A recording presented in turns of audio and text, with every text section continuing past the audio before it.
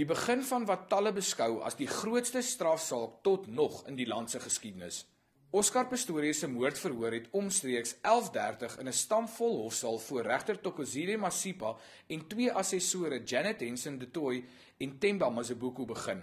In that, upon or about 14 February 2013 and at or near 286 Bushwillow Street, Silverwoods Country Estate, Silver Lakes, in the district of Pretoria, the accused did unlawfully and intentionally kill a person, to wit, Riva Steenkamp,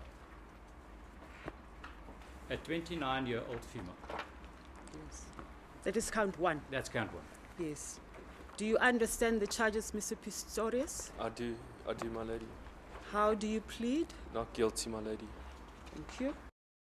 Nadat Pistorius onskuldig gepleit het op die aanklagte teen hom, is sy pleitverduideliking aan die hof gelewer. The state has contended that I unlawfully and intentionally killed Riva Steenkamp, hereinafter referred to as Riva. Paragraph 2. This allegation is denied in the strongest terms.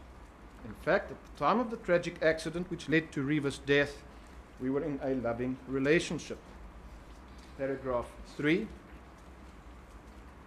Whilst I admit that I inflicted the fatal gunshot wounds to Riva, this occurrence was indeed an accident in that I had mistakenly believed that an intruder or intruders had entered my home and posed an imminent threat to Riva and me.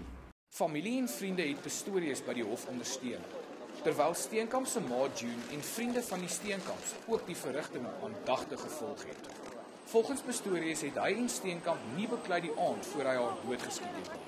Die staat se eerste getuie, Michelle Burger, wat naby Pistorius bly, het getuig sy het die aand van Steenkamp se dood 'n vrou verskeie kere hoor gil en toe 4 skote gehoor.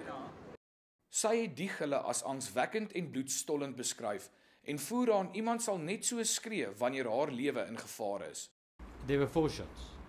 You said could you perhaps give us a demonstration by using bum?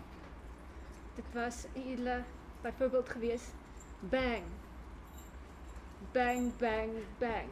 Daar was 'n groter pose tussen 1 en 2, as tussen 2 en 3 en 3 en 4. Advokaat Barry Roux vir Pistorius het Burger daarvan beskuldig dat sy bespiegel oor wat sy dink sy gehoor het op die dag wat Steenkamp vermoor is. It can't be that difficult. Do you believe the man? Did you believe him when you heard what was going on at the bail application? Yes or no? Ek stem saam dat daar 4 skote was. My lady, I agree that I heard 4 gunshots and that I heard a man screaming for help 3 times.